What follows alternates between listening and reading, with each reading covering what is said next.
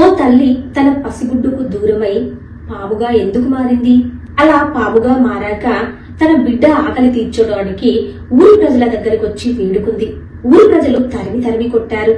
ఆ తర్వాత ఆ తల్లి తన బిడ్డను కాపాడుకోవడానికి ఎన్ని ప్రయత్నాలు చేసింది. చివరికి తన బిడ్డను ఎలా చేరుకుంది? ఇవన్నీ ఈ కథలో తెలుసుకుందామండి. కథలోనికి వెళ్లే ముందు ఒక చిన్న రిక్వెస్ట్ అండి. కొత్తగా ఎవరైనా ఛానల్ చూస్తున్నట్టయితే వీడియో మీకు నచ్చితే ఒక లైక్ వేయండి, షేర్ చేయండి, ఛానల్ ని తప్పకుండా సబ్స్క్రైబ్ చేసుకోండి. అలాగే మరవకుండా బెల్ బటన్ నొక్కి పెట్టండి ఫ్రెండ్స్. ఒక ఊరిలో లక్ష్మీ వెంకటేష్ అనే దంపతులు ఉండేవారు. వారు చాలా ఆనందంగా ఉన్న దాంట్లో ఎంతో సంతోషంగా జీవనం కొనసాగిస్తుండేవారు. వారికి పెళ్లయ్యాక చాలా కాలం వరకు పిల్లలు కాలేదండి.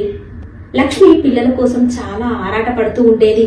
తన భర్త ప్రేమగా చూసుకుంటూ ఉన్నాడన్న ఆనందం ఉంది, అలాగే ఇంకా సంతానం కలగట్లేదు అన్న బాధ కూడా ఉంది. లక్ష్మి ఎప్పుడు పూజలు చేస్తూ ఉండేది. ఏ గుడి గోపురం కనిపించినా తండ్రి నాకు చక్కని సంతానాన్ని ఇయ్యి అని వేడుకుంటూ ఉండేది. చివరికి కొంతకాలానికి లక్ష్మి గర్భవతి అవుతుంది. చక్కటి పండంటి బిడ్డను కూడా కంటుంది. ఆ బిడ్డ పేరు హరి అని పెట్టుకుంటుంది. ఇంతలో తన భర్తకి విదేశాలలో ఉద్యోగం వస్తుంది. ఇక తన కుటుంబాన్ని పోషించుకోవడానికి, డబ్బు ఎక్కువ సంపాదించుకోవడానికి తన భర్త విదేశీయానం కోసం సిద్ధమవుతాడు. లక్ష్మి అంటుంది, ఉన్న దాంట్లో ఉందామండి, మీరు వెళ్ళకండి అంటుంది. కానీ తన భర్త మాత్రము నేను డబ్బు ఎక్కువ సంపాదించుకొని వచ్చి నిన్ను బిడ్డను ఎంతో సంతోషంగా చూసుకుంటాను లక్ష్మి అంటాడు. దానితో తను ఏమీ చేయలేకపోతుంది. ఇక తన భర్త విదేశాలకు వెళ్లిపోతాడు ఉద్యోగం కోసం. ఇక తన ప్రేమనంతా తన పిల్లవాడి మీదనే పెట్టుకొని, తన ప్రాణాలన్నీ పిల్లవాడి మీదనే పెట్టుకొని ఆ పిల్లవాడిని అల్లారు ముద్దుగా పెంచుకుంటూ ఉంటుంది. ఇలా ఒక రోజు తన బిడ్డను ఎత్తుకొని ముద్దాడుతూ ఉంటుంది. ఇంతలో ఒక సాధువు ఇంటి ముందుకొస్తాడు. అమ్మ భిక్షాందేహి అంటాడు. అలా 2-3 సార్లు ఆ సాధువు అంటున్నా ఆవిడకి వినబడదు. ఆవిడ తన కొడుకు ప్రేమలో లీనమై ఉంటుంది. చుట్టుపక్కల ఏం జరుగుతుందో తనకు వినబడట్లేదు. కానీ ఆ సాధువుకు ఆమె తన కొడుకును ముద్దాడే మాటలన్నీ వినబడుతున్నాయి. సాధువు కొంతసేపు అలాగే భిక్షాందేహి భిక్షాందేహి అనుకుంటూ చాలా కోపగించుకుంటాడు. ఇక పట్టలేని కోపంతో ఆ సాధువు ఎవరమ్మా ఇంట్లో ఉన్నారు అని అనగానే లక్ష్మి సడన్ గా లేచి వచ్చి బయటికి ఏంటి స్వామి గారు అని అడుగుతుంది. ఇంతసేపు నేను భిక్షాందేహి అని అరుస్తున్నాను, కానీ నువ్వు నీ కొడుకు మత్తులో పట్టి నువ్వు వినబడ్డా నా మాటలు వినిపించుకోలేదు. ఇందుకు కారణం నీ కొడుకే కదా, నువ్వు నీ కొడుకుకు దూరమయ్యి 15 సంవత్సరాలు పాముగా మారిపోతావు అని శాపం పెడతాడు. లక్ష్మి గుండెలు పగిలిపోతాయి. నాయనా, నా శాపానికి విమోచనే లేదా? ఇప్పుడు నా బిడ్డని ఎవరు చూసుకోవాలి? నా శాపానికి విమోచన చెప్పు తండ్రి అని వేడుకుంటుంది. కానీ ఆ సాధువు ఒక్కసారి నేను శాపం ఇస్తే దానికి తిరుగుండదమ్మా, కానీ 15 సంవత్సరాల తర్వాత నీ పాము రూపం పోయి నువ్వు తిరిగి నీ బిడ్డను మాత్రం చేరుకుంటావు. నేను ఈ శాపానికి కొంత విరుగుడు మాత్రమే చెప్పగలనమ్మా అంటాడు. ఇక సాధువు అక్కడి నుండి వెళ్లిపోతాడు. ఆమె కొన్ని గంటల్లోనే పాముగా మారిపోతుందండి. ఆ పిల్లాడి ఏడుస్తూ ఉంటాడు. ఆ పాముగా మారిన తల్లి ఏమీ చేయలేని పరిస్థితి. అటు ఇటు చూస్తుంది, వాళ్ళని వీళ్ళని పిలుస్తుంది. కానీ అందరూ ఆమెను చూసి భయపడతారు. కానీ ఆమె మానవ మాతృలాగానే మాట్లాడుతూ ఉంటుంది. అలా 5-6 గంటల తర్వాత ఆ పిల్లాడు అలా ఏడుస్తూనే ఉంటాడు, ఆగకుండా గుక్కపట్టి. దానితో లక్ష్మి ఊళ్ళోకి వెళ్లి అమ్మలారా, తల్లులారా, అయ్యలారా, నా బిడ్డ ఏడుస్తుంది, నా బిడ్డ కొన్ని పాలు పట్టండి అని పాము రూపంలో ఉన్న లక్ష్మి అందరినీ వేడుకుంటుంది. ఆ పామును చూసిన అందరూ చాలా భయపడి రాళ్లతో కొడతారు. దానితో ఆ పాము ఏమీ చేయలేక మళ్లీ బిడ్డ దగ్గరికి వస్తుంది. ఇలా ఆ తోవలో ఎవరొస్తే వాళ్ళను నా బిడ్డను రక్షించండి, నా బిడ్డను కాపాడండి అని వేడుకుంటూ ఉంటుంది. ఇలా పాముగా మారిన లక్ష్మి తన ప్రయత్నం తను చేస్తూనే ఉంటుంది. ఇంతలో ఒక ముసలావిడ అక్కడి నుంచి కట్టెలు ఎత్తుకొని వస్తూ ఉంటుంది. అవ్వా అవ్వా, నా బిడ్డను కాపాడవ్వా, నా బిడ్డకి నీ పాలు పట్టమ్మా అని వేడుకుంటుంది. అలా పాముగా ఉన్న లక్ష్మి మాటలు విన్న ఆ ముసలావిడ అక్కడ ఆగి ఆ బిడ్డ దగ్గర కూర్చుంటుంది. అప్పుడు పాముగా మారిన లక్ష్మి తన వృత్తాంతమంతా చెప్తుంది. ఆ బిడ్డను ఆ ముసలావిడకి అప్పగిస్తుంది. ఇక ఆ ముసలావిడ ఆ పసిబిడ్డను చాలా చక్కగా చూసుకుంటూ ఉంటుంది. కొంతకాలానికి ఆ గ్రామంలో జమీందారుకు ఒక కొడుకు పుడతాడు. అలా పుట్టిన వెంటనే పురిట్లోనే ఆ బిడ్డ మరణిస్తాడు. దానితో ఒక బిడ్డ కావాలి కావాలి, తల్లి లేచే వరకు బిడ్డను తల్లి పొత్తిళ్లలో పడుకోబెట్టాలని ఆ జమీందారు ఆ ఊరంతా తిరుగుతాడు. అలాగే ఆ ముసలావిడ వద్దకు కూడా వస్తాడు. అవ్వా అవ్వా, ఈ బిడ్డను నాకు ఇవ్వవా, నేను నా భార్య దగ్గర పెడతాను, నా బిడ్డ చనిపోయాడు, ఆ విషయం తెలిస్తే నా భార్య నాకు దక్కదు అని వేడుకుంటాడు. దానితో ఆ ముసలావిడ ఏమీ చేయలేక బిడ్డను ఆ జమీందారుకి ఇస్తుంది. ఇక ఆ జమీందారు భార్య ఆ బిడ్డను చక్కగా పెంచుకుంటుంది. ఎంతో అల్లారు ముద్దుగా పెంచుకుంటారు. ఆ జమీందారు భార్యకు మాత్రం తన బిడ్డే అని తెలుసు. ఇలా జమీందారు భార్య ఆ బిడ్డను చక్కగా అల్లారు ముద్దుగా పెంచుకుంటారు. 15 సంవత్సరాలు పూర్తవుతాయి. లక్ష్మి శాప విమోచనం కలుగుతుంది. ఇక లక్ష్మి తన బిడ్డను వెతుక్కుంటూ ఆ ముసలావిడ వద్దకు వస్తుంది. ఆ ముసలావిడ అక్కడ ఉండదు. ఇక ఏం చేయాలో తెలియక లక్ష్మి తిరిగి ఆ సాధువు వద్దకు వస్తుంది. నాయనా, నా బిడ్డను చూపించవా? నా బిడ్డ నాకు కలుస్తుందని చెప్పావు కదా, నా బిడ్డను చూపించు నాయనా అని ప్రాధేయపడుతుంది లక్ష్మి. దానితో త్వరలో నీ బిడ్డను నువ్వు కలుస్తావమ్మా అని చెప్పి ఆ సాధువు అక్కడి నుంచి వెళ్లిపోతాడు. ఇక లక్ష్మి ఆ ఊరంతా తిరుగుతూ జమీందారు గారి వారి ఇంటికి వస్తుంది. అయ్యా, నాకేమన్నా పని ఇప్పించరా అని అడుగుతుంది. ఆ జమీందారు గారి వాళ్ళ ఇంట్లో లక్ష్మికి పని దొరుకుతుంది. లక్ష్మి జమీందారు గారి వాళ్ళ ఇంట్లో పని చేరగానే ఆ బాబును చూస్తుంది. ఆ బాబును చూడగానే లక్ష్మి మనసులో ఒక సంతోషం కలుగుతుంది. నా బాబు ఉంటే ఇంత పెద్దవాడు అయ్యేవాడు కదా అనుకుంటుంది. అలా లక్ష్మి ఆ బాబు యోగక్షేమాలు చూసుకుంటూ ఆ ఇంట్లోనే తను జీవనం కొనసాగిస్తూ ఉంటుంది. కొన్ని రోజులకు ఆ బాబు అనారోగ్యానికి గురి అవుతాడు. ఎన్ని మందులు వాడినా ఆ బాబుకు అనారోగ్యం తగ్గట్లేదు. దానితో ఆ జమీందారు ఊర్లన్నీ తిరుగుతూ చాలా మంది వైద్యులను కలుస్తూ ఆ బాబుకు ట్రీట్మెంట్ ఇప్పిస్తూ ఉంటాడు.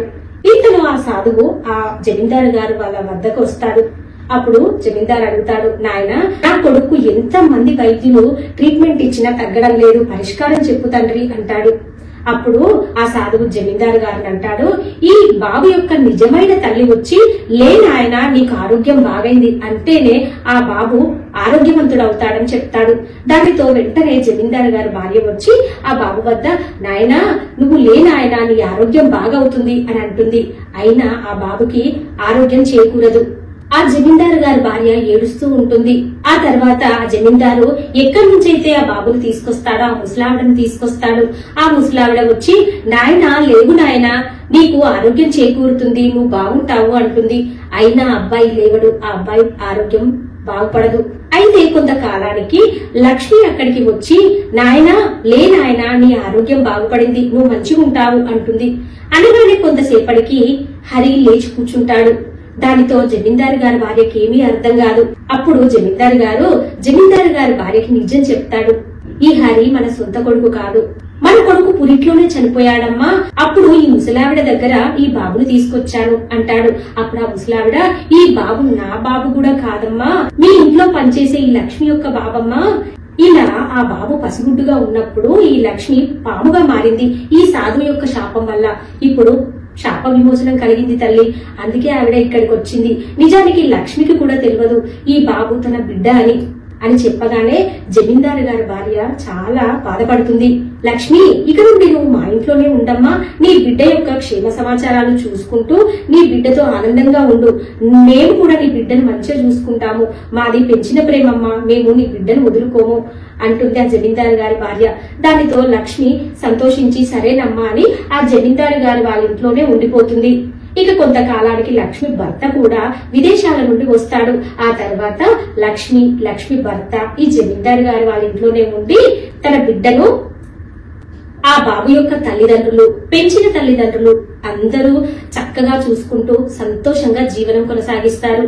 ఇలా ఓ తల్లి పసిగుడ్డుగానే ఉండగానే పాముగా మారి దైవ బలంతో తిరిగి తను మళ్లీ తల్లిగా మారి తన బిడ్డను చేరుకొని తన బిడ్డతో జీవనం కొనసాగించింది. ఇది దైవ నిర్ణయం. చూసారా ఫ్రెండ్స్, విధి ఎప్పుడు ఎలా మారుతుందో ఎవరికీ తెలియదు. భగవంతుడు మన నుదుట ఎలా రాస్తే అలా జరగక తప్పదు. ఇదండి పాముగా మారిన తల్లి యొక్క కష్టాలు. తిరిగి తన బిడ్డను చేరుకున్న తర్వాత ఆ తల్లి పొందిన సంతోషము. ఒక తెల్లని మచ్చలు గల కాకి ఉందండి. సాధారణంగా కాకులంటే నల్లగుంటాయి, కానీ ఈ కాకి దాని శరీరం పైన తెల్లని మచ్చలు కలిగి చాలా అందంగా కనబడుతుంది. ఈ కాకి ఓ చెట్టు కొమ్మపై గూడు పెట్టుకుని ఆ గూడులో గుడ్లు పెట్టి పిల్లల్ని కంటుంది. ఆ పిల్లల్ని తను చక్కగా చూసుకుంటుంది. రోజు ఆహార సేకరణ చేసి తన పిల్లలకు తెచ్చి తన పిల్లల్ని అల్లారు ముద్దుగా పెంచుకుంటూ ఉంటుంది. ఇదంతా పక్కనే ఉన్న ఒక నల్ల కాకి చూస్తుంది. ఈ కాకి చూపించే తల్లి ప్రేమ చూసి ఆ నల్ల కాకి చాలా సంతోషం అనిపిస్తుంది. ఆ తెల్లని మచ్చలు కలిగిన తల్లి కాకి 3 కాకులు నల్లని పిల్లలు, ఒక్కటి మాత్రము తెల్లని మచ్చలు గల పిల్లకాకి ఉంది. ఆ పిల్లకాకిని చూసిన ఆ పక్కనే ఉన్న నల్లకాకి ఆ చిన్న పిల్లకాకిపై కన్నుపడింది. దానితో ఆ నల్లకాకి రోజు ఆ పిల్లల దగ్గరికి వచ్చి ఎలా ఉన్నారా, భోజనం చేశారా అని క్షేమ సమాచారం కనుక్కుంటూ వాటిపై ఎంతో ప్రేమను కురిపించేది. దానితో ఆ పిల్లకాకులు ఆ నల్లని కాకితో చాలా స్నేహంగా ఉంటున్నాయి. ఇలా కొనసాగుతూ ఉంది. దీనితో తెల్లని మచ్చలు కలిగిన ఆ కాకి, తల్లి కాకి, ఈ నల్ల కాకి 2 మిత్రులవుతాయి. ఒకదానికొకటి సహాయం చేసుకుంటూ అలా జీవనం కొనసాగిస్తూ ఉన్నాయి. ఈ తెల్లని మచ్చలు కలిగిన నల్లకాకి ఆ నల్లకాకిని చాలా నమ్ముతుందండి. ఇది ఆహార సేకరణకి ఎప్పుడైనా ఎటైనా వెళితే ఆ నల్లకాకి తన పిల్లల్ని అప్పచెప్తూ పోతూ ఉంటుంది. ఏవైనా పెద్ద పెద్ద పక్షులు వస్తాయి, గద్దలు వస్తాయి, వేరే జంతువులు నా పిల్లల్ని లాక్కెళ్తాయి, కొంచెం చూడు మిత్రమా అని చెప్పి వెళ్ళిపోతూ ఉండేది. ఇలా ఓ రోజు ఆ తెల్లని మచ్చలు కలిగిన తల్లికాకి ఆహార సేకరణకు వెళ్తూ ఆ నల్లకాకి అప్పచెప్పి వెళ్తుందండి. ఆ నల్లకాకి ఆ చిన్న తెల్లని మచ్చలు కలిగిన పిల్లకాకి మీద కట్టుబడింది కదండి, అది దాని మనసులోనే ఉంటుంది. దాన్ని ఎలాగైనా ఎత్తుకెళ్లిపోవాలన్న దురాలోచన ఉంటుంది. కానీ ఆ ఆలోచన మనసులోనే ఉంది కదా, ఈ తెల్లని మచ్చలు కలిగిన కాకి తెలియదు. దానితో ఆ మిత్రుని నమ్మి తన పిల్లల్ని అప్పచెప్పిపోతే ఈ నల్లకాకి వచ్చి పిల్లలతో ఏంట్రా, ఏం చేస్తున్నారు అని వాటికి కావలసిన ఇష్టమైన ఫుడ్ తీసుకొని పెట్టి వాటితో కొద్ది సమయం కేటాయించి మాట్లాడి ఆ తర్వాత సడన్ గా ఆ తెల్లని మచ్చలు కలిగిన పిల్లకాకిని ఎత్తుకెళ్లిపోతుంది తన రెక్కలతో. దానితో ఆ చిన్న పిల్లకాకి ఎక్కడికి వెళ్తున్నావు, ఎక్కడికి తీసుకెళ్తున్నావు, నాకు అమ్మ కావాలి, అమ్మ కావాలి అని ఏడుస్తూ ఉంటుంది. ఆ గూళ్ళో ఉన్న చిన్న పిల్లకాకులు కూడా ఏడుస్తూ ఉంటాయి. ఆంటీ ఆంటీ ఎక్కడికి తీసుకెళ్తున్నావు మా చెల్లెల్ని అని ఏడుస్తూ ఉంటాయి. అయినా ఆ నల్లకాకి వినదండి. తెల్లని మచ్చలు కలిగిన చిన్న కాకి పిల్లను పట్టుకొని చాలా దూరం తీసుకెళ్లి ఎక్కడో ఒక పెద్ద చెట్టు కొమ్మ పైన ఆ పిల్లకాకిని పెట్టి ఆ పిల్లకాకితో ఆడుకుంటూ ఉంటుంది. కానీ ఆ పిల్లకాకి అమ్మ కావాలి, నాకు అమ్మ కావాలి అంటుంది. నన్ను ఎందుకు ఇలా తీసుకొచ్చావు, నన్ను మా అమ్మ దగ్గరికి చేర్పించు అని ఏడుస్తూ ఉంటుంది. ఈలోగా తెల్లని మచ్చలు కలిగిన తల్లికాకి వచ్చి తన పిల్లల్ని చూసుకునేసరికి పిల్లలు బోరును ఏడుస్తాయి. ఏం జరిగింది అప్పటికే అర్థమవుతుంది, అందులో ఒక పిల్ల లేదని. అప్పుడు ఆ పిల్లలు చెప్తాయి, మన చెల్లిని ఆ నల్లకాకి ఆంటీ ఎత్తుకెళ్లిపోయిందని ఏడుస్తూ ఉంటాయి. దానితో ఆ తెల్లని మచ్చలు కలిగిన ఆ కాకి కంగారు పడుతూ ఆ ఊరంతా తిరుగుతుంది. అలా తిరగగా తిరగగా ఓ చోట అమ్మా అమ్మా అమ్మ కావాలి, అమ్మ కావాలి అన్న అరుపులు వినబడతాయి. దానితో ఆ తల్లికాకి కనుక్కుంటుంది, నా బిడ్డ ఇక్కడే ఉంది అని. ఇక తన పిల్ల వద్దకి చేరుకుంటుంది తెల్లని మచ్చలు కలిగిన తల్లికాకి. ఏంటి మిత్రమా, నా బిడ్డను ఎందుకు తీసుకొచ్చావు నువ్వు అని అడుగుతుంది. ఏంటి నీ బిడ్డెవరు, ఈ బిడ్డ నా బిడ్డ అంటుంది. ఏంటి నువ్వు చెప్పేది, నా బిడ్డను పట్టుకొని నీ బిడ్డ అంటున్నావు అని ఆ 2 కాకులు గొడవకు దిగుతాయి. ఈలోగా చుట్టుపక్కల ఉన్న కాకులన్నీ అక్కడికి చేరతాయి. ఈ బిడ్డ నాదంటే ఈ బిడ్డ నాది అని 2 కాకులు బాధలాడుకుంటుంటే ఇక ఈ గొడవంతా చూసి అక్కడ చుట్టుపక్కల ఉన్న కాకులన్నీ వస్తాయి. ఆ కాకులలో పెద్ద అయిన ఒక పెద్ద కాకి ఏమంటుందంటే, ఇది ఏదైతే నిజమైన తల్లి అని ఎలా తెలుసుకోవాలంటే నేను ఒక పరీక్ష పెడతాను. ఆ పరీక్షలో ఏంటంటే ఏ తల్లి అయితే ఎక్కువ కన్నీరు కారుస్తుందో, ఆ పిల్లకాకి మనసు దోచుకుంటుందో వాళ్ళే నిజమైన తల్లి అని ఆ పిల్లకాకిని నిజమైన తల్లికాకి అప్పగిస్తాను అని పరీక్ష పెడతారు. దానితో మిగతా కాకులన్నీ వెళ్లి ఒక పెద్ద ఆకును తీసుకుని వచ్చి ఆ ఆకులో ఆ పిల్లకాకిని కూర్చోబెడతారు. ఇక ఆ నల్లకాకి వచ్చి ఆ పిల్లకాకితో అంటుంది, నానా నీకు ఇష్టమైన ఆహారాన్ని నేను తెచ్చిపెట్టాను కదా, నిన్ను చక్కగా చూసుకుంటున్నాను కదా అని ఏడవడానికి ప్రయత్నిస్తుంది. ఎంత ఏడ్చినా కన్నీళ్లు రావండి ఆ నల్లకాకి. అది కళ్ళు పిండుకుంటుంది, అయినా నీళ్లు రావు. ఎంతో యాక్టింగ్ చేస్తుంది ఆ పిల్లకాకి మనసు దోచుకోవడానికి, కానీ ఏమీ లాభం లేకపోయింది. ఇక ఆ తర్వాత ఇంకొక ఆకు వేసి ఆకు మీద ఆ పిల్లకాకిని కూర్చోబెట్టి ఈ తెల్లని మచ్చలు కలిగిన తల్లికాకిని తీసుకొచ్చి ఆ పిల్లకాకి ముందు పెడతారు. అప్పుడు ఆ తల్లి మనసు, ఆ తెల్లని మచ్చలు కలిగిన తల్లికాకి తల్లి మనసు ఎంతో విలవిలలాడుతుంది. నాన్న నిన్ను కన్నాను కదా, నిన్ను పెంచాను కదా, నిన్ను అల్లారు ముద్దుగా చూసుకున్నాను కదా అని ఆ తెల్లని మచ్చలు గల కాకి కళ్ళ నుంచి అలా ప్రవాహంలా నీళ్లు కారిపోతూనే ఉంటాయి. అదంతా చూసిన అక్కడ కాకులంతా నిజమైన తల్లి ఆ తెల్లని మచ్చలు కలిగిన కాకి మాత్రమే.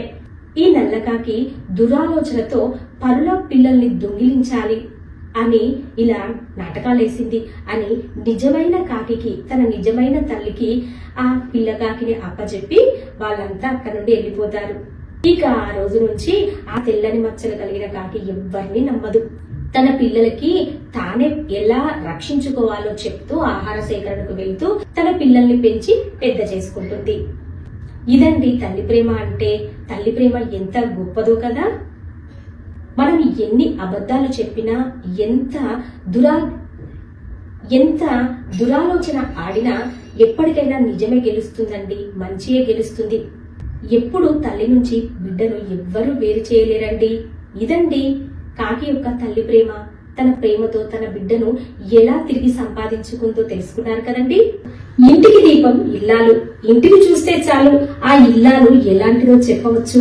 ఉన్న దాంట్లో ఎవరికీ తెలియకుండా సంసారాన్ని గుట్టుగా నడపగలిగేది, అలాగే కుటుంబాన్ని సంతోషంగా ఉంచగలిగేది, తృప్తిగా కుటుంబానికి భోజనం పెట్టేది గృహిణి. సంసారం బాగుపడాలన్నా చెడిపోవాలన్నా, ఇంటి విషయాలు మంచైనా చెడైనా గుట్టుగా ఉంచుకోవాలన్నా, 10 మందిలో పెంట చేసుకోవాలన్నా ఆ గృహిణి పైన ఆధారపడి ఉంటుంది కదండి. ఒక పూట భోజనం చేసినా చేయకపోయినా ఇంటిలోని సీక్రెట్స్ ఎవరికీ తెలియకపోవడమే మంచిది.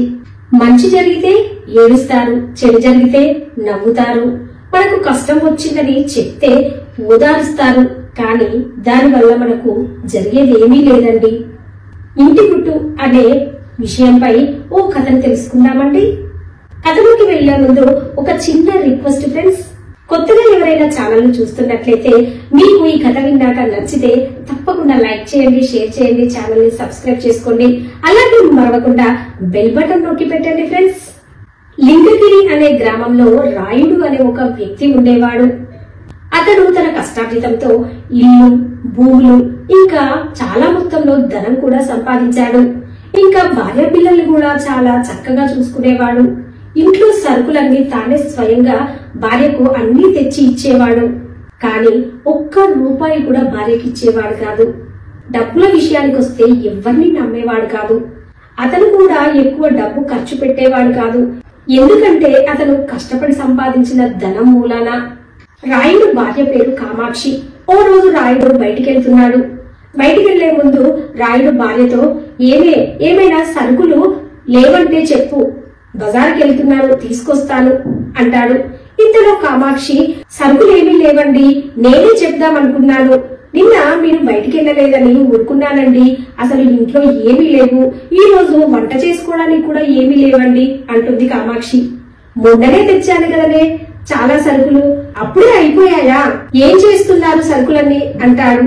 ఏమండి, 2 పిల్లలున్నారు, అత్త మామ ఉన్నారు. ఏంటి అందరూ తింటేనే కదా వడుస్తున్నాయి, నేను ఒక్కదాన్నే వంటగదిలో కూర్చొని తింటున్నానా అంటుంది. అలా కాదే, మొన్ననే పెద్ద మొత్తంలో సరుకులు తెచ్చాను, అన్నీ అయిపోయాయంటే అంటున్నాను. ఏమైనా ఉంటే లిస్టు రాసిస్తామనుకున్నాను. సరే, మన వంట మనిషి కమలమ్మ చాలా వండి వృధా చేస్తుందా ఏంటి? ఒకసారి కమలమ్మను పిలువు అంటాడు. కమలమ్మ ఈ రోజు నుండి పనిలోకి రావట్లేదండి, తన కొడుకు పెళ్లి ఉంది, 1 నెల రోజులు రానంది. తన స్థానంలో వేరే వంట మనిషిని మాట్లాడి ఈ రోజు పంపిస్తానందండి. ఇక వంట మనిషి వస్తుందో రాదో అని ఎదురు చూస్తున్నాను అంటుంది కామాక్షి. దానితో సరేలే, నేను బజార్కి వెళ్లి వేరే పనులున్నాయి చూసుకొని సరుకులు తీసుకొని వస్తానే అని రాయుడు వెళ్లిపోతాడు. ఇంతలో కొత్త వంట మనిషి ఇంటి ముందుకు వచ్చి అమ్మా అమ్మా అని పిలుస్తుంది. ఆ పిలుపు విన్న కామాక్షి ఎవరండి అని బయటకు వస్తుంది. అమ్మా, మీ వంట మనిషి కమలమ్మ పంపించిన కొత్త వంట మనిషినమ్మా, నా పేరు రాణి. అలాగే, నువ్వు పని శుభ్రంగా చేస్తావా? పని శుభ్రంగా లేకపోతే నాకు నచ్చదమ్మా. వంట బాగా చేస్తావా అంటుంది కామాక్షి. అమ్మా, నేను పని శుభ్రంగా చేస్తానమ్మా. వంట ఒక్కరోజు నేను చేసింది తింటే మీరు వదలరమ్మా. నేను ఈ ఊర్లో చాలా మంది ఇళ్లలో పనిచేశాను. మీకేమైనా తెలుసుకోవాలంటే అడిగి చూడండి అమ్మా. అంతెందుకు, 2 రోజులు నా వంట తింటే మీకే తెలుస్తుందమ్మా అంటుంది రాణి. సరే సరే, అయ్యగారు బజార్కు వెళ్లారు సరుకులు తేవడానికి. అయ్యగారు వచ్చాక జీతం గురించి మాట్లాడుకో అంటుంది. సరేనమ్మా అని రాణి పనిలోకి వెళ్లిపోతుంది. మధ్యాహ్నం వేళకల్లా రాయుడు పని ముగించుకొని ఇంటికి వస్తాడు. ఇంట్లో చూస్తే ఓ అమ్మాయి అటూ ఇటూ తిరుగుతూ పనిచేస్తుంది. పనమ్మాయిలా లేదు. ఎవరి అమ్మాయి అనుకుంటూ రాయుడు, ఓ అమ్మాయి ఎవరు నువ్వు అంటాడు. ఆ అమ్మాయి దగ్గరకు వచ్చి, మీ వంట మనిషి కమలమ్మ పంపించిన కొత్త వంట మనిషినండి అంటుంది. సరే సరే, నువ్వు వంట చేస్తే మిగిలినది పడేస్తావా, ఇంటికి తీసుకెళ్తావా, బిచ్చగాళ్ళకేస్తావా అంటాడు. నేను ఎంతమంది ఉన్నా వంట చేస్తే మిగలదండి. అలా అని ఎవ్వరికీ తక్కువ పడదు, అందరికీ సరిపడానే చేస్తారు. వంట చేసి వృధా చేయనండి అంటుంది. సరే, ఎక్కువ సరుకులు ఉపయోగించి వంట చేసి వండిన పదార్థాలన్నీ వృధా చేయకమ్మా. ఈ రోజు వంట చేసి వెళ్ళు, రేపటి నుండి పనిలో చేరమ్మా అంటూ రాయుడు లోనికి వెళ్లిపోతాడు. సరే అయ్యగారు అని రాణి ఆ రోజు వంట చేసి ఇంటికి వెళ్లిపోతుంది. మరుసటి రోజు రాణి పనిలో చేరుతుంది. రాయుడు పని మీద ఊరెలుతూ వంట మనిషి బాధ్యత కామాక్షికి అప్పజెప్పి వెళ్తాడు. అప్పుడు కామాక్షి, ఇదిగో రాణి, పని ఇవ్వడం జీతం ఇవ్వడం వరకే అయ్యగారి పని, మిగతా పెత్తనమంతా నాదే అంటుంది. ఇంట్లో జరిగిందంతా చూసి చూడనట్టు పోవాలి. ఇంటి గుట్టు బయట పెట్టావంటే జాగ్రత్త, నేను నిన్ను పనిలో నుండి తీసేస్తాను అంటుంది కామాక్షి. అలా ఎందుకంటుందో రాణికి అర్థం కాలేదు. కానీ 4 రోజుల తర్వాత ఇంటి గుట్టు అంటే ఏంటో రాణికి అర్థమవుతుంది. ఇంట్లో అందరికీ రాయుడంటే భయం. ఎందుకంటే రాయుడు అన్ని అందరికీ సమకూరుస్తాడు, కానీ ఒక్క రూపాయి కూడా ఎవరికి ఇవ్వడు. రాయుడంటే ఎంత భయమో అంత కోపం కూడా. వాళ్లకు కావలసిన సరుకులన్నీ తెచ్చిస్తాడు, కానీ వాళ్ళకి ఏదైనా వస్తువు కొనుక్కోవాలంటే కుటుంబం అంతా ఎవ్వరి చేతిలో ఒక్క రూపాయి ఉండదు. రాయుడు ఇంటి నుండి బయటికి వెళ్ళగానే, అమ్మ అమ్మ డబ్బులు కావాలి, నాకు ఇది కావాలి, నాకు అది కావాలని పిల్లలు వాళ్ళ అమ్మని అడుగుతూ ఉంటారు. అప్పుడు కామాక్షి తనకు కావలసిన అవసరాలకు డబ్బులు వాళ్ళ అత్తగారు అడుగుతూ ఉంటుంది. ఏమీ రాణి, సరుకులు తెచ్చాడు కదా అయ్యగారు, ఎక్కడ పెట్టావు అంటుంది రాణితో కామాక్షి. అప్పుడు రాణి, అమ్మ సరుకులన్నీ తీసి డబ్బాలలో పోసి అలమార్లలో సర్దానమ్మా అంటుంది రాణి. కామాక్షి వంటగదిలోనికి వెళ్లి అన్ని సరుకులు తీసి సరుకులన్నింటిలో నుంచి సగం సగం తీసి పక్కన పెడుతుంది. అమ్మా, సరుకులన్నీ సగం సగం ఎందుకు తీశారమ్మా అంటుంది రాణి. నేను మొదటి రోజే చెప్పాను నీకు, ఇంట్లో ఏది జరిగినా చూసి చూడనట్టు ఉండాలని. నేను సరుకులు ఎక్కువగా తెప్పిస్తాను. సగం సరుకులు తీసి పాత వంట మనిషి కమలమ్మతో బయట బజార్లో అమ్మి పెట్టమని చెప్తాను. నువ్వు కొత్త కదా, నీకు ఇలాంటివి తెలియదు. అమ్మగారు అయ్యగారు వచ్చిన రోజే చెప్పారు, సరుకులన్నీ దుబారాగా ఖర్చు పెట్టకు అని. ఇవి అయిపోయాయంటే అయ్యగారు ఈ నింద నా మీదేస్తారు కదమ్మా అంటుంది రాణి. అప్పుడు కామాక్షి, అయ్యగారు ఒక్కసారి సరుకులు తెచ్చారంటే దాని గురించి, ఆ ఖర్చు గురించి ఆలోచించరమ్మా, నువ్వేమీ కంగారు పడకు అంటుంది. రాణికి మాత్రం ఇంటి యజమాని అలా మోసం చేయడం ఏమాత్రం నచ్చలేదు. మరుసటి రోజు కామాక్షి రాణిని పిలిచి, ఏమీ రాణి, ఈ నెయ్యి కిలో ఉంది. ఈ నెయ్యిని మన వీధిలోని బాపనమ్మకు ఇచ్చేసిరా. ఈ కిలో నెయ్యితో కలిపి 4 కిలోలు అయ్యాయి. ఆ 4 కిలోల డబ్బులు అడిగి తీసుకునిరా అని పెరటిగుమ్మం నుంచి రాణిని పంపిస్తుంది. రాణి పెరటిగుమ్మం నుంచి ఆ వీధిలోని బాపనమ్మ దగ్గరికి వెళ్లి, అమ్మా, మా అమ్మగారు నెయ్యి ఇచ్చారమ్మా, ఈ నెయ్యితో కలిపి 4 కిలోల నెయ్యి అయ్యింది, డబ్బులు కూడా తీసుకురమ్మన్నారమ్మా అని రాణి ఆ నెయ్యి ఇచ్చి ఆ 4 కిలోలకు అయిన డబ్బులు తీసుకుని రాణి పెరటి గుమ్మం నుండి వచ్చే దారి మర్చిపోయి ప్రధాన గుమ్మం నుంచి ఇంటిలోకి వస్తుంది. ఈలోపు నాయుడు గారు వచ్చి కుర్చీలో కూర్చుంటాడు. నాయుడు చూసిన రాణికి కాస్త భయం వేసి ముఖంలో ఆ భయం కనబడుతుంది. రాణిని చూసిన రాయుడు, ఏంటే రాణి, ఏదో భయంగా పెట్టావు నీ ముఖాన్ని, ఏం చేసి వస్తున్నావు, ఆగు అంటాడు. రాణి, నెయ్యి అమ్మి వస్తున్నా అయ్యగారు అంటుంది. అయితే ఇంట్లో సరుకులు అమ్ముకుంటున్నావా, నేను అనుకున్నట్టే జరుగుతుంది అంటాడు రాయుడు. అయ్యగారు, సరుకులు అమ్మడం మా ఇంట వంట లేదు. అమ్మగారు ఈ వీధిలోని బాపనమ్మ గారికి అమ్మి డబ్బులు తీసుకొని రమ్మంటే డబ్బులు తీసుకొని వస్తున్నా అయ్యగారు అంటుంది. ఇదంతా ఎన్నాళ్ళ నుంచో జరుగుతుంది, నేను ఇప్పుడు వచ్చిన తర్వాతనే కాదు అయ్యగారు అంటుంది రాణి. ఇక రాయుడికి చాలా పట్టరాని కోపంతో, ఏమే కామాక్షి, ఏం చేస్తున్నావు, ఇలా రా అంటాడు. కామాక్షి ఏంటండి అని రాయుడి దగ్గరికి వస్తుంది. ఏంటి ఇంట్లో సరుకులు అమ్ముకుంటున్నావా అని కామాక్షి దగ్గరికి వెళ్లి బెదిరిస్తూ కొట్టబోతాడు. అప్పుడే రాణి అడ్డుకుంటుంది. వెంటనే రాణి, అయ్యగారు అమ్మగారిని కొట్టకండి, తప్పంతా మీదే. అమ్మగారికి ఒక్క రూపాయి కూడా ఇవ్వకుంటే ఎలాగండి? మీరు బయటికి వెళ్ళాక పిల్లలు అది ఇది అడుగుతారు, అప్పుడు అమ్మగారు డబ్బులు ఎలా ఇస్తుంది? మీరు తరచుగా అమ్మగారికి అలా అప్పుడప్పుడు డబ్బులు ఇస్తూ ఉంటే అమ్మగారు ఇలా చేసేది కాదు. మీరు పని కోసం పక్కూరికి వెళ్తే అమ్మగారికి ఆరోగ్యం బాగాలేకపోవచ్చు, అప్పుడు డబ్బులు అవసరం కావచ్చు. అందుకేనండి ఆడవాళ్ళకి డబ్బులు తరచుగా ఇస్తూ ఉండాలి. మీరు అనే అమ్మగారు ఇలా చేస్తున్నారు అంటుంది రాణి. అమ్మగారు మీది కూడా తప్పే. ఇలా అయ్యగారికి తెలియకుండా మీరు సరుకులు అమ్ముకుంటే పని వాళ్ళ ముందు, ఇంట్లో పిల్లల ముందు అయ్యగారు చులకనవుతారు కదమ్మా. అయ్యగారు మీకోసమే కష్టపడుతున్నారు. అయ్యగారిని అందరి ముందు కించపరచడం తప్పు కదమ్మా అంటుంది రాణి. ఇదంతా రాయుడు, కామాక్షి అమ్మ వింటూ ఉంటారు. నాకు కూడా నా భర్త అలా డబ్బులు ఇయ్యకనే నేను ఇలా వంటలక్కగా మారానమ్మా అంటుంది రాణి. అమ్మా, మీ గుట్టు బయట పెట్టినందుకు నన్ను మన్నించండి అమ్మా. అయ్యగారు, మీతో నేను ఇలా మాట్లాడినందుకు నన్ను క్షమించండి. మీతో నేను ఇలా మాట్లాడినందుకు నా పని ఊడిపోతుందని కూడా నాకు తెలుసు. కానీ ఈ సమస్యకు పరిష్కారము, నేను ఈ సమస్యను మీ ముందు ఉంచితేనే ఈ సమస్యకు పరిష్కారం జరుగుతుందని నేను మీ ముందు పెట్టానయ్యా. భార్యాభర్తలంటే ఒకరి మీద ఒకరికి నమ్మకం ఉండాలి. ఒకరికి తెలియకుండా ఇంకొకరు దాపరికం ఉంచితే అది కుటుంబంలోని పిల్లలకి, అది తెలిసిన బయట వారికి లోకు అవుతామండి. అయ్యగారు ఇక సెలవు, నేను వెళ్తూ ఉన్నాను అంటూ రాణి వెళ్తూ ఉంటుంది. రాణి గేటు వద్దకి వచ్చేసరికి భార్యాభర్తలు ఇద్దరు, రాణి రేపు రోజు వచ్చే సమయానికి పనికిరా అని అంటారు. దానితో రాణి ఎంతో సంతోషిస్తుంది. సరే అయ్యగారు, వస్తాను అని చెప్తూ రాణి సంతోషంగా ఇంటికి వెళ్లిపోతుంది. రాణి ఇంటికి వెళ్లినాక జరిగినదంతా చెప్తుంది. దానితో రాణి భర్త, చాలా మంచి పని చేశావు రాణి అంటాడు. నేను కూడా నీకు తరచుగా డబ్బులు ఇస్తాను. నువ్వు వంట పని చేసుకుంటే చేసుకో, లేదంటే లేదు.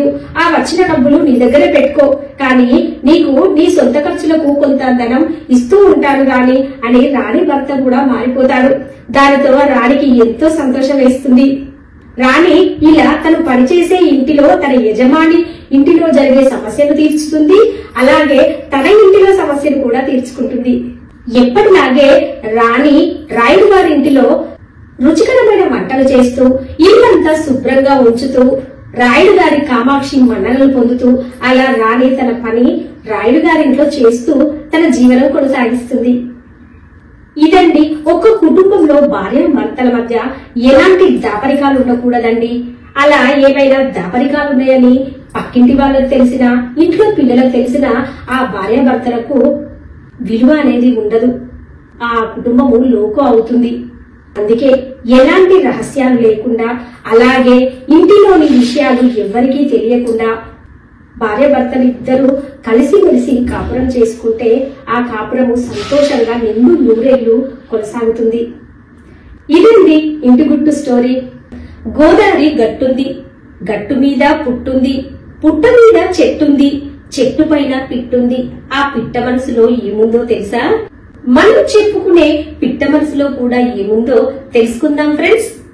లకుముకి పిట్ట, దీన్నే కిట్టిబొమ్మ అని కూడా అంటారు. సముద్ర తీరాన రకరకాల పక్షులు నివసిస్తూ ఉంటాయి. ఈ లకుముకి పిట్టల జంట ఆ సముద్ర తీరాన జీవనం కొనసాగిస్తూ ఉంటాయి. ఆడపిట్ట, మగపిట్ట కొంతకాలం అలా జీవనం కొనసాగిస్తుంటే ఆడపిట్ట గర్భవతి అవుతుంది. తనకు గుడ్లు పెట్టే ప్రదేశం కావాలి. అప్పుడు ఆడపిట్ట మగపిట్టతో, పిట్టబావా పిట్టబావా, నేను గుడ్లు పెట్టడానికి నాకు సరియైన చోటు కావాలి. చెట్ల పైన నాన్న ఏదైనా సురక్షితమైన ప్రదేశంలో చూడు బావా, ఇక మనకు సంతానం కలిగే సమయం వచ్చింది అంటుంది. దానితో మగపిట్ట, మనం ఉన్నది సముద్ర తీరాన, ఇక్కడ ఉన్న ప్రదేశము చాలా అనువైన చోటే కదా, మరి మనం ఎప్పటికీ ఇక్కడే ఉంటాం కాబట్టి మనకు పుట్టిన సంతానం కూడా ఇక్కడే ఉంటుంది, మనం చక్కగా చూసుకోవచ్చు అంటాడు. అప్పుడు ఆడపిట్ట, సముద్రపు అలలు ఒక్కొక్కసారి ఒక్కొక్క రకంగా వస్తాయి బావా, పైగా అమావాస్య పౌర్ణమి సమయాలలో సముద్రపు అలల తీవ్రత ఎక్కువ తక్కువ అవుతూ ఉంటుంది.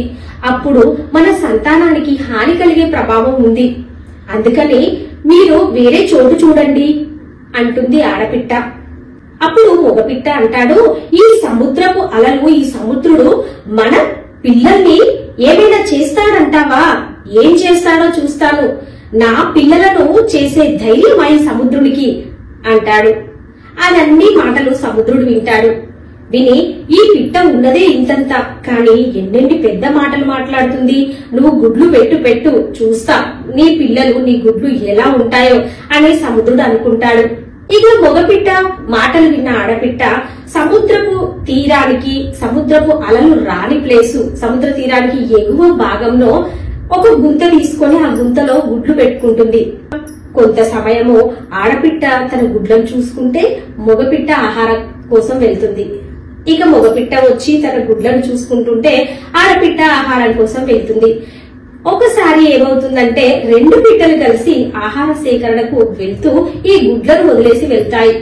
ఇదే సమయం అని సముద్రుడు ఏం చేస్తాడంటే తన అలల తీవ్రతను పెంచి, అసలు అక్కడికి అలలు వెళ్లే ప్రదేశమే కాదు, అయినా పక్షులు అన్నందువల్ల సముద్రుడు కావాలనే పక్షి గుడ్లను, అలల తీవ్రతను పెంచి ఆ గుడ్లను తనలోకి లాక్కుంటాడు. ఇక సాయంకాలం వేళ అయ్యింది. పక్షులు తిరిగి తన గుడ్లు పెట్టిన ప్రదేశానికి వచ్చాయి. ఆడపక్షి తన గుడ్లను చూసుకుంది. ఆ గుంతలో గుడ్లు లేవండి. ఇక ఆడపక్షి లబ్బో దిబ్బోమని ఏడుస్తుంది. నేను ముందే చెప్పాను కదా బావా, ఈ గుడ్లు సముద్ర తీరాన అంత సురక్షితం కాదని. ఇప్పుడు చూడు, సముద్రుడు మన గుడ్లను లాక్కెళ్లాడు అని తన కడుపు శోకాన్ని తట్టుకోలేక చాలా ఏడుస్తూ ఉంటుంది. అదంతా చూసిన మగపక్షికి చాలా కోపం వస్తుంది. సముద్రుడా, నువ్వు నా గుడ్లను లాక్కెళ్తావా? నీ అలల తాకిడి, నీ అలల తీవ్రత లేకుండా నిన్ను కప్పెట్టేస్తాను. నీ అలలు ఇక్కడ దాకా రాకుండా సముద్రాన్ని మొత్తం ఇసుకతో కప్పెట్టేస్తాను అంటూ శపథం చేస్తాడు. చాలా కోపంగా ఉంటాడు, అంతే బాధపడుతూ కూడా ఉంటాడు. మగపక్షి యొక్క కోపాన్ని చూసిన ఆడపక్షి, బావా నువ్వు ఒక్కడివి చేస్తే ఏమి చేయలేవు. నీ రెక్కెంత, నీ శక్తి ఎంత, నీ ముక్కెంత. మన శక్తి సముద్రునిపై సరిపోదు, మనకంటే సముద్రుడు బలవంతుడు. అందుకే నువ్వేదైనా సముద్రుణ్ణి చెయ్యాలనుకుంటే మన పక్షుల జాతికి చెప్పు, వాళ్ళేమైనా సహాయం చేస్తారో అడుగు. వాళ్ళేమైనా సహాయం చేస్తే నువ్వు చేయాలనుకున్నది సముద్రునిపై చెయ్యి అని ఆడపక్షి మగపక్షికి సలహా ఇస్తుంది. తన భార్య మాటలు విన్న మగపక్షి పక్షులన్నింటికీ చెప్తాడు. అక్కడున్న కొంగలు, ఇంకా రకరకాల పక్షులు, హంసలు, ఇంకా మిగతా లక్ముకి పిట్టలకు, ఇంకా వివిధ రకాల పక్షులు సముద్ర తీరాలు ఉంటాయి కదండి, వాటన్నింటికి తన బాధ చెప్తే అప్పుడు ఆ పక్షులు వింటాయి. కొన్నేమో ఎందుకు మన మిత్రుడు ఇంత రిస్క్ తీసుకుంటున్నాడు సముద్రునిపై అని కొన్ని పక్షులు అనుకుంటాయి. కొన్ని పక్షులు మాత్రం ఇప్పుడు మన మిత్రుడికి వచ్చింది, రేపు ఇదే కష్టం మనకు రావచ్చు, ఈ సముద్రునికి ఎలాగైనా బుద్ధి చెప్పాలి అని మరి కొన్ని పక్షులు అనుకుంటాయి. ఇలా పక్షులు ఈ పిట్ట దగ్గరికి వచ్చి అవి కూడా సహాయం చేయడానికి సహకరిస్తాయి. అవి ఒక సలహా ఇస్తాయి, మనం కలిసి చేస్తేనే ఈ పని పూర్తి కాదు మిత్రమా. మన రాజు, మన పక్షులందరికీ రాజు మన గరత్మంతుడన్నా ఉన్నాడు కదా, అన్నకు చెప్దాము, అన్న ఏమైనా చేస్తాడు చూద్దాము. అన్న సముద్రుడి కంటే బలవంతుడే, అన్న ఏదైనా చేయగలడు, మన బాధంతా అన్నకు తెలుపుదాము అని ఈ పక్షులన్నీ కలిసి గరత్మంతుడి దగ్గరికి వెళ్తాయి. అప్పుడు ఈ పక్షులన్నింటినీ చూసిన గరత్మంతుడు, ఏంటి మిత్రులారా ఎందుకు వచ్చారు అంటే అప్పుడు ఈ లక్ముకి పిట్ట చెప్తుంది, ఇలా గుడ్లను సముద్ర తీరాన పెడితే కావాలనే సముద్రుడు నా గుడ్లను లాక్కెళ్లాడు. నేను సముద్ర తీరానికి చాలా ఎగువ ప్రాంతంలో అలలు రాని ప్లేస్లనే పెట్టాము, అయినా కాని కావాలనే నా గుడ్లను సముద్రుడు లాక్కెళ్లాడు అని తన బాధ చెప్తుంది. అప్పుడు అదంతా విన్న గరత్మంతునికి కూడా కోపం వస్తుంది. నా మిత్రులకు కష్టం వచ్చింది, నేను తప్పకుండా మీకు సహాయం చేస్తానని ఆ సముద్ర తీరానికి గరత్మంతుడు వస్తాడు. అదంతా చూసి గరత్మంతుడు, మిత్రమా నీకు నేను తప్పకుండా సహాయం చేస్తాను అని తన వంతు పాత్ర తను కూడా చేస్తుంటాడు. ఇంతలో విష్ణుమూర్తి, ఆ నారాయణ స్వామి బయటకు వెళ్లాలనుకుంటాడు. విష్ణుమూర్తి వాహనం గరత్మంతుడు కదా, అందుకే విష్ణుమూర్తి తన దూతలను పంపించి గరత్మంతుని తీసుకురా అంటాడు. అప్పుడు విష్ణుమూర్తి దూతలు గరత్మంతుని వద్దకు వస్తారు. స్వామి మిమ్మల్ని రమ్మంటున్నాడు గరత్మంత అంటారు. అప్పుడు గరత్మంతుడు, నేనెందుకు, స్వామికి చాలా మంది ఉన్నారు చేసేవాళ్లు, నేనెందుకు, నేను కష్టాలలో ఉన్నాను, నా మిత్రులంతా ఇలా బాధపడుతున్నారు. మీ స్వామికి ఇంకా చాలా మంది పెద్ద పెద్ద వాళ్ళు ఉన్నారు, వాళ్ళతో చేయించుకోమను అంటాడు. విష్ణుమూర్తి పాల కడలిపై శేషపాన్పుపై పవలిస్తాడు. అలాంటి పాల సముద్రంపై గరత్మంతుడు వెళ్తూ ఉంటాడు. అలాంటి సముద్రుడే ఇలా మా జాతికి కష్టం తెప్పించినప్పుడు నేనెందుకు వెళ్ళాలి అనుకుంటాడు గరత్మంతుడు. ఆ విష్ణుదూతలు అక్కడ జరిగిందంతా చెప్తారు. ఇలా భూలోకంలో సముద్ర తీర ప్రాంతంలో ఓ పక్షి గుడ్లను సముద్రుడు ఎత్తికెళ్లాడు. అక్కడ ఒక గందరగోళం జరుగుతుంది స్వామి అని చెప్తాడు. అప్పుడు విష్ణుమూర్తి తాను ఒకసారి ధ్యానంలోకి వెళ్లి అక్కడ జరిగిందంతా తెలుసుకుంటాడు. ఓహో, అయితే నేనే గరత్మంతుని వద్దకి వెళ్తాను అని విష్ణుమూర్తే స్వయంగా గరత్మంతుని వద్దకి వచ్చి, గరత్మంతా ఏంటి నీ కష్టము అని అడుగుతాడు. స్వామి, ఇది జరిగినది. నా మిత్రుడి గుడ్లను నేను తెచ్చి ఇవ్వాలి, నా కర్తవ్యం అది. స్వామి, మీరు మాకు సహాయం చేయండి తండ్రి అని అడుగుతాడు. అప్పుడు విష్ణుమూర్తి నేను తప్పక సహాయం చేస్తానని చెప్పి విష్ణుమూర్తి సముద్రుణ్ణి పలకరిస్తాడు. సముద్రుడా, ఆ పక్షి గుడ్లను ఇచ్చేసాయి అని అంటాడు. అప్పుడు సముద్రుడు హడలిపోతాడు. స్వామి, నేను ఆ పక్షి గుడ్లను తిరిగి ఇస్తాను తండ్రి అని చెప్పేసి సముద్రుడు అలలు వచ్చినప్పుడు ఆ అలల ద్వారా ఆ గుడ్లను బయటికి పంపించేస్తాడు. అప్పుడు ఆడపక్షి ఆ గుడ్లను చూసుకొని సంతోషపడుతుంది. తన గుడ్లను తను దగ్గరికి తీసుకుంటుంది. తను చక్కగా పొదిగి పిల్లలను చేసుకొని చక్కని సంతానాన్ని కంటుంది ఆ పక్షి. ఆ పక్షులన్నీ ఎంతో సంతోషపడతాయి. మొదట కొన్ని పక్షులు అనుకుంటాయి, ఇంత ఉన్న లక్ముకి పిట్ట ఈ చిన్న పక్షి సముద్రునిపై యుద్ధం చేస్తుందా, ఇది జరిగే పనేనా అనుకున్న పక్షులు కూడా ఈ లక్ముకి పిట్ట దగ్గరికి వచ్చి దానిని ఎంతో ప్రశంసిస్తాయి. ఆ లక్ముకి పిట్ట నేను ఇంతే ఉన్నా, సముద్రుడు ఎంతో అంతులేనిది సముద్రం, నేను ఈ సముద్రుడితో గెలుస్తానా అనుకుంటే తను అలా జీవితాంతం బాధపడుతుండేది. తను తన గుడ్లను కావాలనుకుంది, తన సంతానాన్ని తను తిరిగి తెచ్చుకోవాలనుకుంది. అలా తన శక్తి ఏంటో తెలుసుకోకుండా తన సంకల్ప బలం మీద తను గట్టి నమ్మకంతో తన ప్రయత్నాన్ని నిజాయితీగా కొనసాగించింది. దానితో అది విజయం పొందింది. ఏదైనా అంతేనండి, మనము ఇది చేస్తామా అది చేస్తామా అనే సందేహం కంటే మనం ఇది చెయ్యాలి, దీన్ని సాధించాలి అనే గట్టి సంకల్ప బలం మనకి ఎప్పుడైతే ఉంటుందో అప్పుడు భగవంతుడు కూడా మనకు సహాయం చేస్తాడండి. ఈ కథలో మనకు తెలుస్తుంది కదా, ఆ పక్షి ఎంత నిజాయితీగా ఎంత సంకల్ప బలంతో కృత నిశ్చయంతో అది గట్టిగా అనుకొని చేసిందో అప్పుడు భగవంతుడు కూడా దిగి వచ్చి తను చేసే పనిలో సహాయం చేశాడు. మనకు కూడా అంతేనండి, మనం ఏది చేయాలనుకున్నా, న్యాయబద్ధమైన పని ఏది చేయాలనుకున్నా మనం కష్టపడినప్పుడు అప్పుడు మనకి భగవంతుని సహాయం కూడా ఉంటుందని ఈ కథలో తెలుసుకోవచ్చండి. ఆ లక్ముకి పిట్టలు ఆ పక్షి జాతికే గొప్ప పేరు తెచ్చాయి.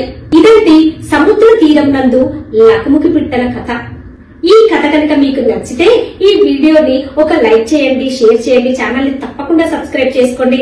అలాగే మరవకుండా బెల్ బటన్ నొక్కి పెట్టండి ఫ్రెండ్స్. అప్పుడే నేను చేసే ప్రతి లేటెస్ట్ వీడియో మీ మొబైల్ కి నోటిఫికేషన్ రూపంలో వస్తుంది. ఉంటానండి. Thank you for watching.